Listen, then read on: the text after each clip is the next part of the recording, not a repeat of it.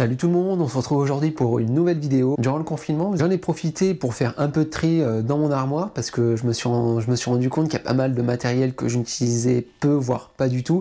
Et je prends l'exemple, ce sont les t-shirts qu'on nous offre sur chaque course. On les entasse et on se retrouve avec une pile de 20 ou 30 t-shirts. Je pense qu'on doit être un peu pareil. Et le souci, c'est qu'on utilise que 4 ou 5. Je tiens à préciser que tout ce que je vais vous montrer n'est pas en partenariat avec quelconque marque et que les avis qui vont être formulés sont mes avis personnels et que chacun est libre de se faire son propre avis sur tout ce que je vais vous présenter. On va commencer par les chaussettes. Donc j'ai deux types de chaussettes. Première chaussette qui est de la marque Kalenji. Il n'y a pas de friction du tout avec le pied parce que c'est vrai que c'est essentiel ça quand on court. On redoute le moment où on va avoir une ampoule et les chaussettes ils font pour grand chose. J'ai vraiment un bon maintien au niveau du pied. Et j'ai une autre paire de chaussettes donc de la marque Xoc qui est un modèle quasiment identique à celui de Kalenji. J'ai voulu essayer et j'en suis vraiment très satisfait. J'ai également en complément des chaussettes des manchons de la marque Kalenji. J'ai un bon maintien avec le mollet et j'utilise sur toutes mes courses et même sur mes entraînements. Au niveau des shorts, donc j'ai trois types de shorts. Le premier short de la marque Kalenji, qui est un short moulant parce que ça évite d'avoir trop de frottement. Et également, j'ai deux petites pochettes à l'avant et à l'arrière pour y mettre mon téléphone ou même des clés. Mon deuxième, alors qui n'est pas un short, c'est plutôt assimilé à un legging, de la marque Kalenji, donc utilisé plus particulièrement quand il fait froid, donc l'hiver. Et on a aussi toujours pareil une poche qui est beaucoup plus petite, donc là on peut pas y mettre de téléphone, mais par contre on peut y mettre ses clés. Et un autre short, ça c'est un short de la marque Mizuno.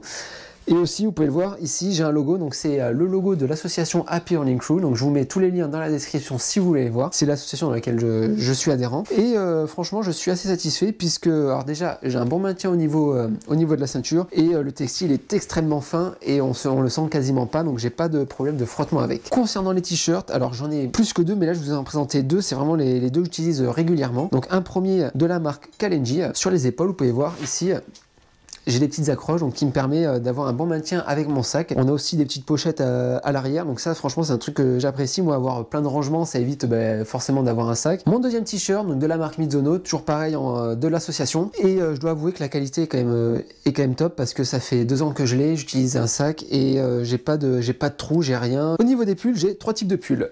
Un premier de la marque Kalenji, un pull avec un zip tout simple à l'avant, possibilité ici d'y mettre les mains qui fait une petite protection. Pull tout simple mais qui est bien parce qu'en fait il est quand même assez fin et il tient quand même chaud. Deuxième de la marque Odlo.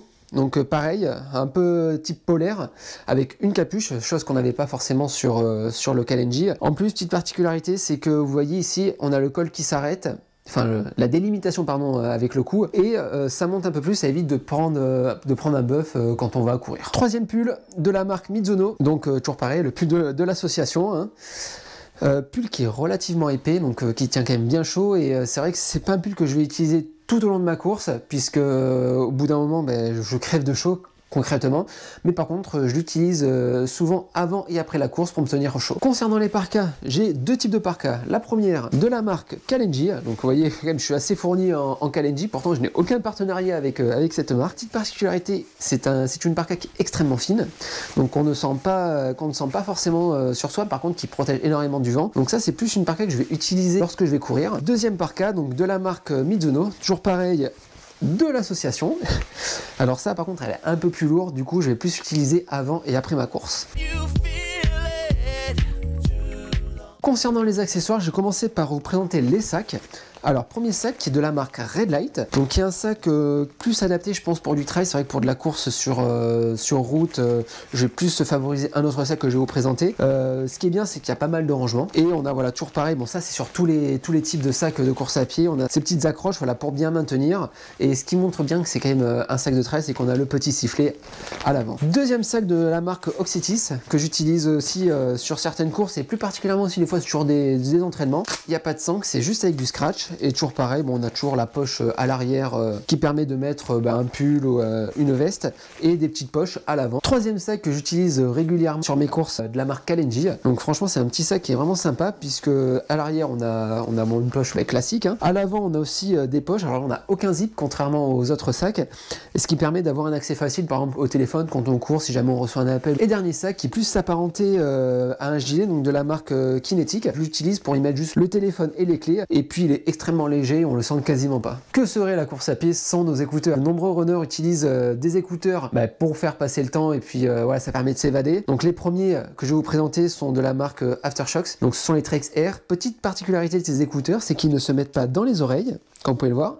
Ça permet d'avoir les oreilles dégagées pour pouvoir entendre, notamment quand on va courir en ville, ça permet d'éviter de se faire écraser. Avec les écouteurs, on a aussi voilà, une petite housse de protection qui permet aussi de les transporter partout où on veut. Un autre type d'écouteurs, donc là de la marque Play to Run, les RS4+, donc eux, ils se mettent bien dans les oreilles.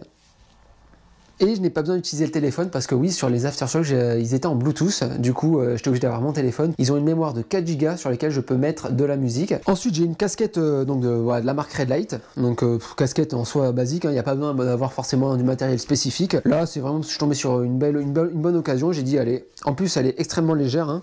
Vous voyez la tête que ça me fait. Non, franchement, elle est vraiment bien. Se règle à scratch.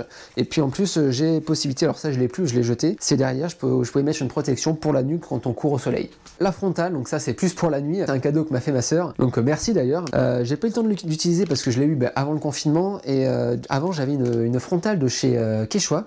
Alors qui n'était pas forcément adaptée pour la course à pied parce qu'on sait que Quechua c'est plus de la randonnée. Et du coup, quand je courais, j'avais une grosse lampe là qui venait me frotter. En fait, ça m'irritait en plus et ça me faisait extrêmement mal. Donc du coup, j'ai dit, on va tenter une nouvelle frontale, donc de la marque Petzl. Les gourdes. Alors ça, c'est pas forcément l'outil le plus utilisé pour les coureurs parce qu'on a souvent les ravitaux. J'ai opté pour ce type de flasque, donc des quantités 500 ml de chez Kalenji. Avant, j'utilisais en fait des gourdes rigides, donc qui avaient un poids certes quand c'était plein, donc celle-ci aussi. Hein. Mais par contre, dès qu'elles étaient vides, j'avais quand même ce volume, donc qui pesait pas énormément, mais par contre qui était assez encombrant. Du coup, j'ai dit, je vais investir dans des flasques. Particularité, voilà, c'est que ces flasques, une fois qu'elles sont vides, hop, je la replie et ça ne prend quasiment rien. Donc je peux le mettre dans mon sac et ça ne pèse, ça va peser quoi, à peine 100 grammes, 100 ou 200 grammes. Un autre accessoire essentiel que j'ai découvert il y a 2 ans sur le marathon de Bordeaux, ce sont des petites accroches pour le dossard et comme vous pouvez le voir, c'est aimanté.